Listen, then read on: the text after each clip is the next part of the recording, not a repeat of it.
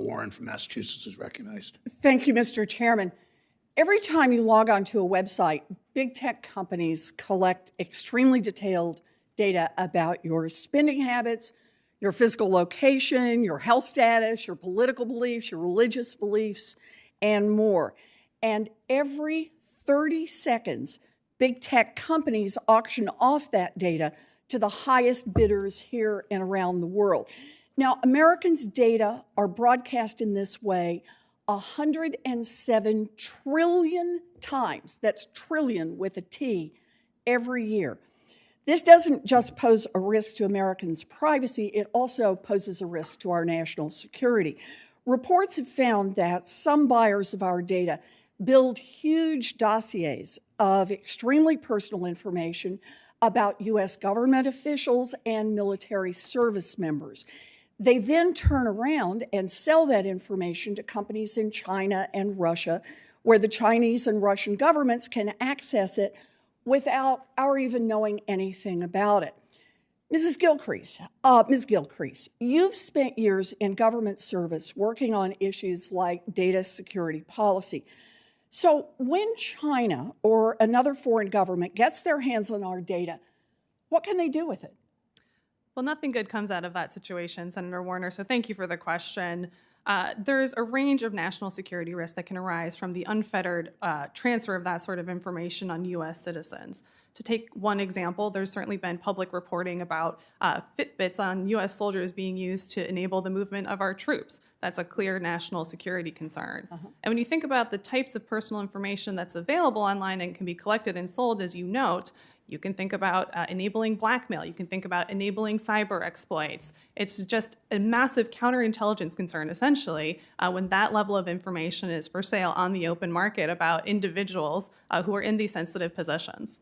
But big tech tells us that it is helping us when they sell or store your data however they want, wherever they want, because it will improve your online shopping experience, or they claim it will help keep your data safe.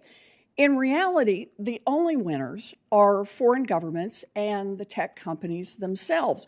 Harvesting more of your data means you get more targeted ads, and big tech gets more revenue from those ads.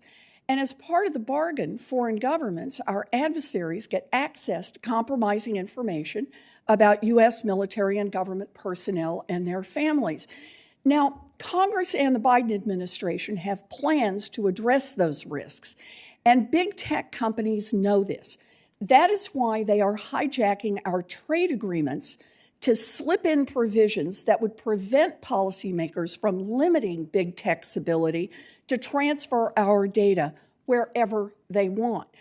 Now, the big tech lobby likes to say, don't worry, Congress could still act to protect Americans' data under certain exceptions, like if there is a, quote, legitimate policy or national security need. Ms. Gilcrease, in theory, the exceptions that big tech companies want us to rely on would give policymakers some ability to override the data provisions that big tech slips into trade deals. But of the 48 times that countries have invoked a public policy exception at the World Trade Organization to protect their domestic policies, how many times has it actually worked?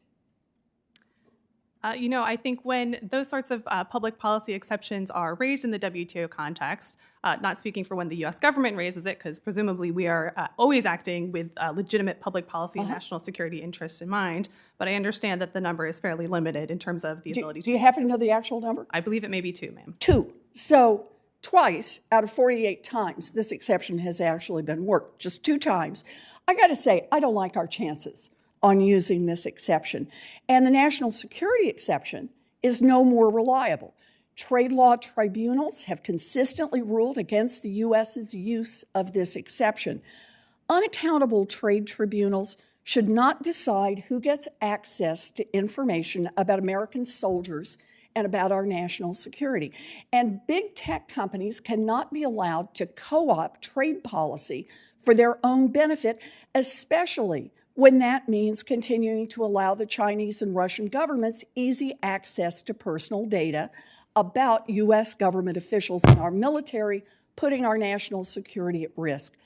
American data policy should be decided by the American people through their representatives right here in Congress, not by trade tribunals, not by trade negotiators, and certainly not by big tech. Thank you, Mr. Chairman. Senator Warren, Senator Reed of Rhode Island is recognized.